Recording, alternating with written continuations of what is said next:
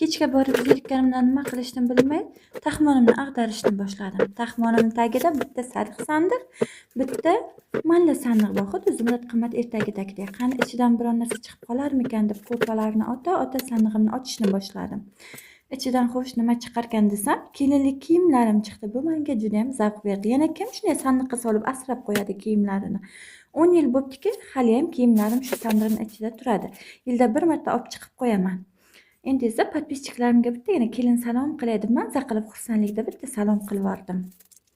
Keyin titkilay qaradim. Eng yaqin qalpoqchamni topib oldim mana.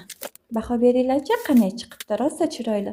Bu maxsi hozir ham sig'magan, kiyimligimda ham sig'magan. Uyimda maxsi chiqqanman qo'limga ko'tarib. Buni sariq sandiqda ochay desam, ustida joy juda qiyin tushishi. Harakat qildim, bari ichida tilla chiqar desam, gara eski lattalar chiqdi. Kayfiyatim tushdi.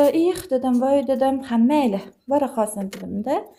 Boshqa narsalarimni ko'rishga, shkafimni tepasini titkalashga boshladim. Buni qaraylar, voy hamma meni sonsiz deb aytsa kerak.